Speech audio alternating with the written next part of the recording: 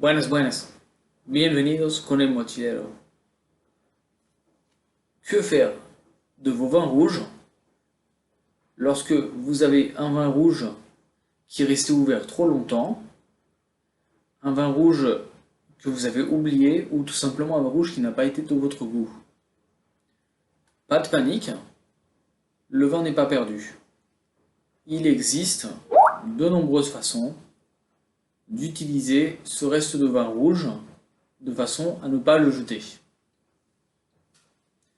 Il existe entre autres la possibilité de le laisser vieillir sur l'étagère de façon à ce qu'il devienne de façon naturelle du vinaigre. Le vinaigre, si vous décomposez le mot en deux morceaux, vous verrez que c'est simplement vin aigre, vin acide, vin qui est devenu trop acide parce qu'il a fermenté avec le temps de façon naturelle. C'est le vinaigre que vous utilisez pour faire de la vinaigrette, ou c'est le vinaigre qu'on utilise également comme produit de nettoyage. Ici, exemple très simple, j'ai choisi deux vins que j'ai goûtés, que je n'ai pas terminé. Ici, j'ai un Montepulciano d'Abruzzo, et ici, j'ai un vin de la région de Rioja, en Espagne. Ce sont deux vins qui n'ont pas grand-chose à voir l'un avec l'autre. Leurs cépages sont différents, leurs régions de production sont différentes.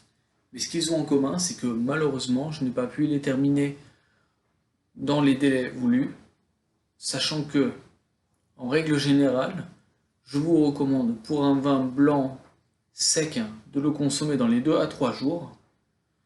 Un vin rouge idéalement dans les 1 à 2 jours.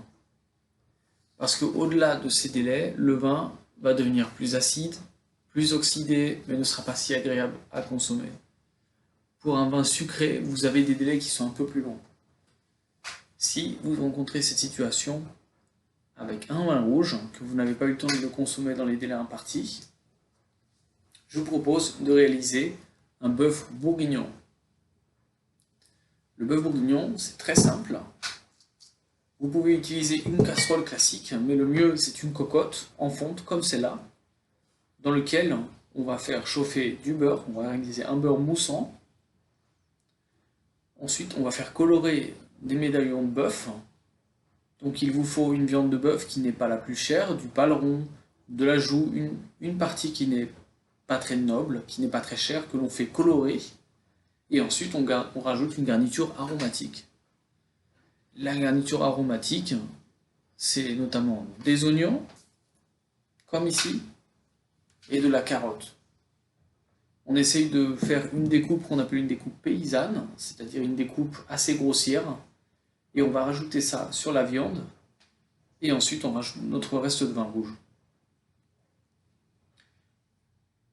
Lorsque ensuite on va laisser cuire la cocotte avec la viande de bœuf et le vin rouge au four, ce vin rouge va se concentrer, va brûler, ce qui fait qu'il perdra tout son alcool, et ça vous donnera une sauce qui est très délicieuse.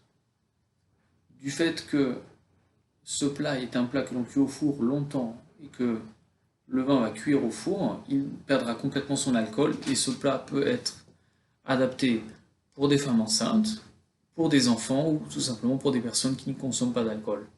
C'est un plat qui s'adapte à toute personne. Si vous désirez plus d'informations sur la recette du bœuf bourguignon, n'hésitez pas à y laisser un commentaire ici en dessous. Je serai ravi de vous répondre. Hasta pronto con el mochilero.